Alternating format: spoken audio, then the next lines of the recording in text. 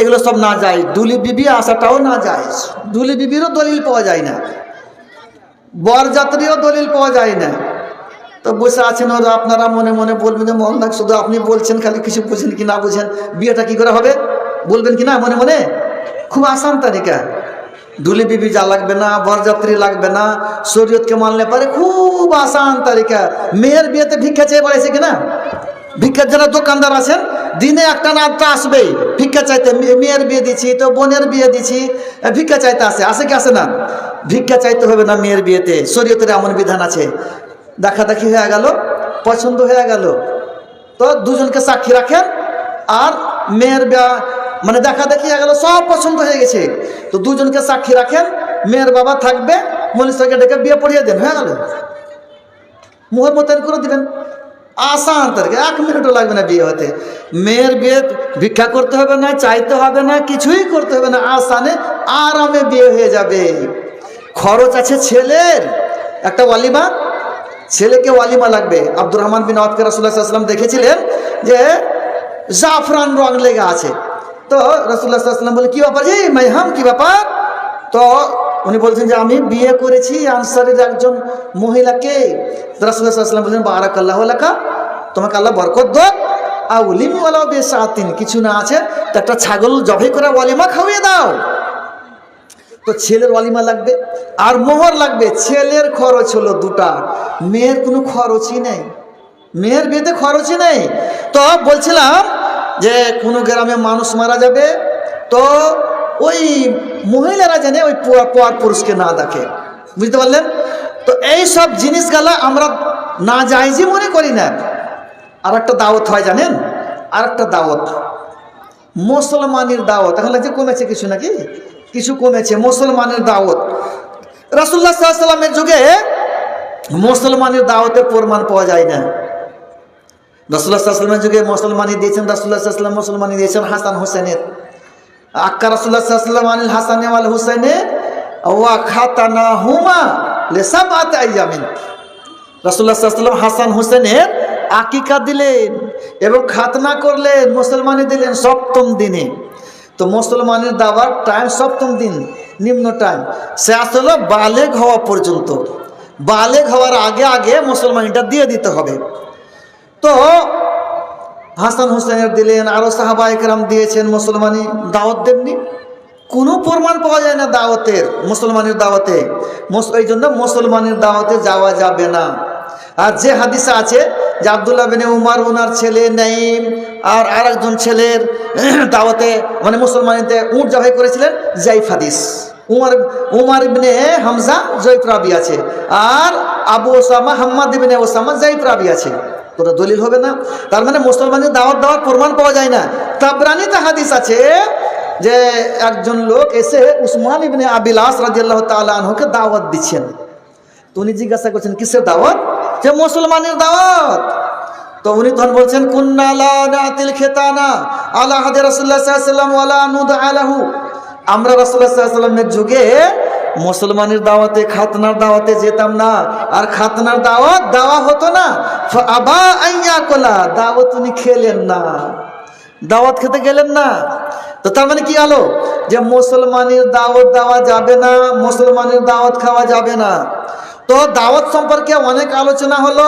একটাই কথা, যে দাওয়াতে না জায়েজ কাম হচ্ছে বা যে দাওয়াতটাই না জায়েজ, এরকম দাওয়াত খাওয়া যাবে না।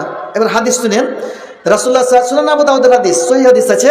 রাসূলুল্লাহ সাল্লাল্লাহু আলাইহি ওয়াসাল্লামের মেয়ের নাম ফাতেমা, একটা মেয়ের নাম ফাতেমা, আপনারা জানেন আলী রাদিয়াল্লাহু তাআলা আনহুর সঙ্গে বিয়ে হয়েছিল। তো ফাতেমা রাদিয়াল্লাহু তাআলা আনহুর বাড়িতে মেহমান এসছে, কুটুম এসছে। তো মেহমান এলে মেহমান নামাজি করতে হয়, কুটুমের শ্রদ্ধা করতে হয়, খাওয়ার দাওয়ার ব্যবস্থা করতে হয়, এটা ঈমানের একটা অঙ্গ আছে। তো মেহমান এসে খানা টানা তৈরি হবে, সুন্দর ভালো মন্দ তৈরি হবে। তো আলী রাদিয়াল্লাহু তাআলা আনহুকে বলছেন যে রাসূল আমার বাড়িতে মেহমান এসছে, ভালো মন্দ আজকে হবে, তো রাসূলুল্লাহ সাল্লাল্লাহু আলাইহি ওয়াসাল্লামকে দাওয়াত দিয়ে আসো, দাওয়াত দিয়ে আমাদের সঙ্গে খাবেন।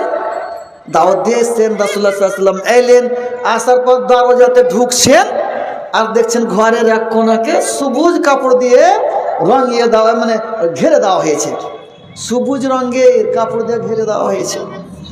রাসূলুল্লাহ সাল্লাল্লাহু আলাইহি ওয়াসাল্লাম দেখার পর ফিরে চলে গেলেন।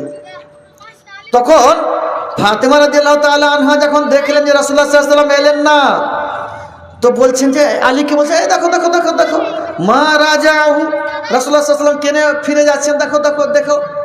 আলী রাদিয়াল্লাহু তাআলা আনহু দৌড়লেন, যে জিজ্ঞাসা করছেন, আল্লাহ রাসূল মা রাজাকা, কি ব্যাপার, আপনি ফিরে কেনে যাচ্ছেন, কি এমন জিনিস দেখলেন?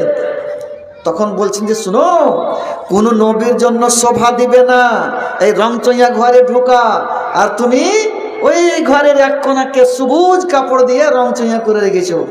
সামান্য একটা না জায়েজ কাম হয়ে গেল। নবীর জন্য এটাই না জায়েজ, নবী সাল্লাল্লাহু আলাইহি সাল্লামের জন্য এটাই না জায়েজ যে ঘরের এক কোনাকে সবুজ কাপড় দিয়ে ঘেরে দিয়েছে, ওই যুগে ওটাই না জায়েজ। তো মেয়ের বাড়ির দাওয়াত খেলেন না, তো যে বিয়েতে যে দাওয়াতে না জায়েজ কাজ হবে বা যে দাওয়াতটাই না জায়েজ হবে, ওই দাওয়াত খাওয়া যাবে না, সরাসরি দলিল হয়ে গেল। ওইরকম একটা হাদিস সহিহ বুখারীতে আছে, আব্দুল্লাহ ইবনে উমর রাদিয়াল্লাহু তাআলা আনহু উনি দাওয়াত দিয়েছেন আবু আইয়ুব আনসারী রাদিয়াল্লাহু তাআলা আনহুকে, বিয়ের দাওয়াতে গিয়েছেন, আর দেখছেন ওই দেওয়ালে সবুজ কাপড় টেঙে দিয়েছে। আবু আইয়ুব আনসারী বসে বলছেন যে অন্য অন্য লোকের ব্যাপারে হয়তো এটা মনে করতাম যে যজ্ঞা করে দিয়েছে, আপনার ব্যাপারে তো গেলে আমি কোনদিনই মনে করিনি যে আপনার বাড়িতে এরকম হবে। তো উনি বলছেন আব্দুল্লাহ বিন উমর যে গালাবানান নেশা, মহিলারা আমার কথা মানলো না, ওরা লটকে দিল। তখন বলছেন না, অন্য লোক বলতো তো মানতাম যে মহিলারা মানলে না আপনার কথা, যে মহিলারা আপনার কথা মানবে না, এটাই মানলাম না। লা আতআমু লাকুম তাআমান, আপনার বাড়িতে আমি খানা খাবো না, চলে গেলেন, দাওয়াত খেলেন না। তো রাসূলুল্লাহ সাল্লাল্লাহু আলাইহি ওয়াসাল্লাম সাহাবায়ে কেরাম যখন দেখতেন যে দাওয়াতে না জায়েজ কাজ হচ্ছে, দাওয়াত খেতেন না। অনেক বিয়েতে দেখবেন ডিজে বাজে, বাজনা বাজে, গান বাজে, আরও অনেক রকমের পাঠাকা ছাড়ে, ভাটকা চলে। তো যে বিয়েতে না জায়েজ কাজ হবে, জাহেজের লেনদেন হবে, পণের লেনদেন, তারপর যৌতুকের লেনদেন, এসব বিয়েতে অংশগ্রহণ করা যাবে না। তো যাই হোক, অনেক কিছু বলা হলো। মসজিদের উন্নতি কল্পে জালসা, এই জন্য মসজিদের উন্নতি কল্পকে খেয়াল রাখতে হবে। এদিকে খেয়াল রেখে অনেক লোক চলে এসেছেন, আপনারা নিজের নিজের দান খয়রাত গুলোকে লিখাতে থাকেন। কেন? যে মসজিদটা সব চাইতে উত্তম জায়গা, সহিহ বুখারী হাদিস আছে, আর অন্য জায়গাতে হাদিস আছে যে সব চাইতে উত্তম জায়গা হলো মসজিদ, আর সব চাইতে খারাপ জায়গা হলো বাজার। কিন্তু দেখবেন মানুষকে যে মসজিদে যখন ঢুকবে আঁকা বাঁকা করে তাড়াতাড়ি করবে। 4 রাকাত নামাজ ওই 5 মিনিটই পড়ে নেবে, আর তাড়াতাড়ি নামাজ পড়ে বাইরে এসে দোকানে বসে থাকবে, কোনো কাম নেই। তাড়াতাড়ি করে নামাজ পড়লে যে কোনো কাম ছিল, ট্রেন ধরবেন, বাস ধরবেন, তা না।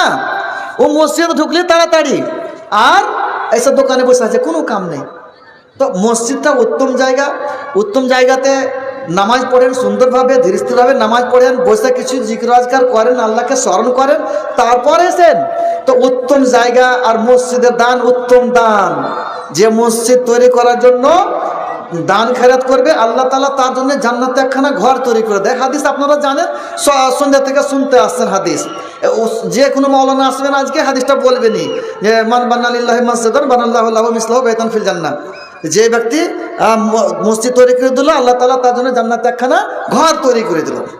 এটা সুনান ইবনে মাজার হাদিস আছে, কামা ফাসকাতাতিন, ছোট একটা ঘর তৈরি করে, পাখির বাসার সমান যদি কেউ ঘর তৈরি করে দেয়, মানে ছোট্ট একটা ঘর তৈরি করে দেয় মসজিদ, তবুও তার জন্য জান্নাতে ঘর তৈরি করা হবে। আর এমন একটা দান যে আপনি দান করলেন মসজিদে, মসজিদ ভেঙে গেল কিন্তু দান আপনার ভাঙবে না, দান লেখা হয়ে গেছে, জান্নাতে আপনার ঘর হয়ে গেছে, ও ঘর আর ভাঙছে না। অত্যন্ত গুরুত্বপূর্ণ দান। আর যেটা সাদকায়ে জারিয়া, তার মধ্যে একটা মসজিদ। কেন? সুনান ইবনে মাজার হাদিসে ব্যাখ্যা দেওয়া হয়েছে সাদকায়ে জারিয়া। মৌলানা চলে এসছে নাকি? আমার পরে মৌলানা আছেন।